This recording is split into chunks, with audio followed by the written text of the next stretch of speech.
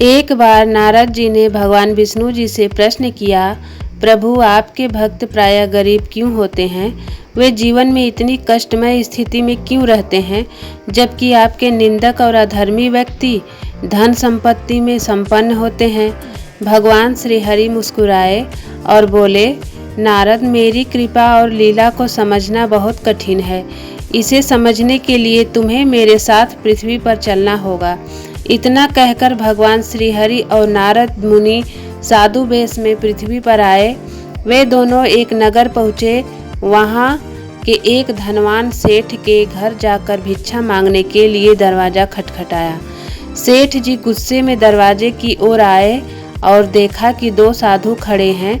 भगवान ने प्रेम से कहा, भैया, बहुत भूख लगी है, कृपया थोड़ा भोजन दे दीजिए। सेठ जी यह सुनकर क्रोधित हो गए और बोले, तुम लोगों को शर्म नहीं आती? मेहनत करके खाने में क्या कठिनाई है? जाओ, जाकर किसी होटल से खाना मांगो, यहाँ भीख मांगने मत आओ। सेठ का यह व्यवहार देखकर नारद जी को बहुत दुख हुआ। वे भगवान से बोले, प्रभु देखिए, यह व्यक्ति कितना अहंकारी और कठोर हृदय का है। वह न केवल आपको पहचानने में असमर्थ रहा, बल्कि आपको अपमानित भी कर रहा है। ऐसा व्यक्ति को दंड मिलना चाहिए। कृपया इसे कोई अभिशाप दे दीजिए।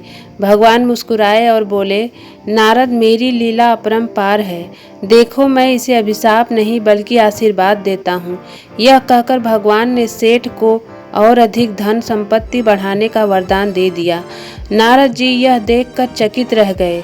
उन्होंने सोचा कि जो व्यक्ति प्रायः भगवान की निंदा कर रहा था, उसे तो वह अधिक धन का वरदान मिल गया, लेकिन आगे जो हुआ वह और भी रहस्यमय था। इसके बाद भगवान और नारद मुनि नगर के बाहर एक वृद्धा के छोटे से झोपड़े के पास पहुँचे। वहाँ वृद्धा अत्यंत गरीब थी और उसकी संपत्ति केवल एक गाय थी, जिससे वह अपना जीवन यापन करती थी। भगवान ने वहाँ भी भिक्षा मांगी। बहुत भूख लगी है, क्या हमें कुछ खाने को मिलेगा?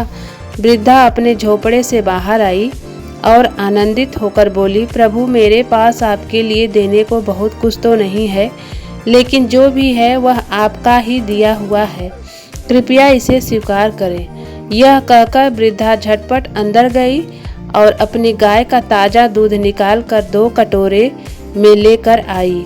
उसने बड़े प्रेम से और श्रद्धा से भगवान और नारद जी को वह दूध अर्पित किया।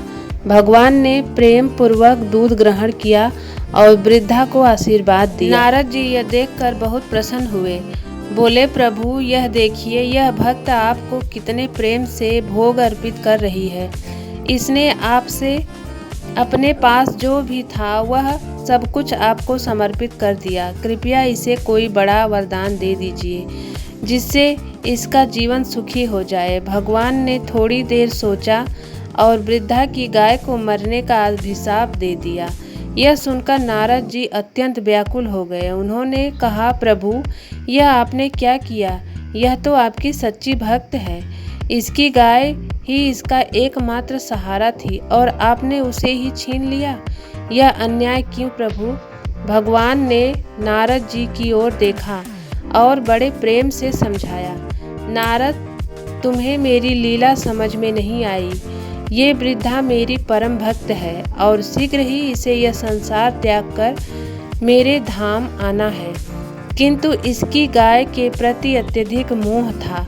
जब इसका अंतिम समय आता तो यह भगवान का स्मरण करने के बजाय अपनी गाय की चिंता में ही नींद रहती। इससे इसका अगला जन्म गौ योनि में हो जाता और इसे अनेक दुख भोगने पड़ते। इसीलिए मैंने इसकी गाय को पहले ही छीन लिया, ताकि जब इसका अंतिम समय आएगा तो इसका मन केवल मुझ में ही लगा रहे और यह सीधा मेरे धाम को प्राप्त कर सके। वहीं दूसरी ओर सेठ धन संपत्ति से इतना मोहग्रस्त है कि जब उसकी मृत्यु होगी तो उसका ध्यान केवल अपनी तिजोरी और सोने चांदी पर होगा। इसके कारण वह अगले जन्म में तिजोरी की रक्षा करने के लिए सांप के रूप में जन्म लेगा।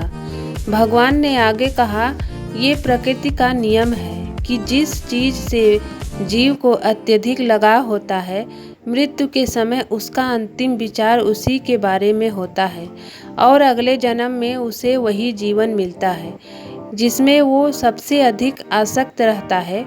इसीलिए मनुष्य को अपने जीवन में मोह माया से ऊपर उठकर केवल ईश्वर का स्मरण करना चाहिए। जय श्री कृष्णा। वीडियो पसंद आई हो तो लाइक और सब्सक्राइब जरूर करें। राधे राधे।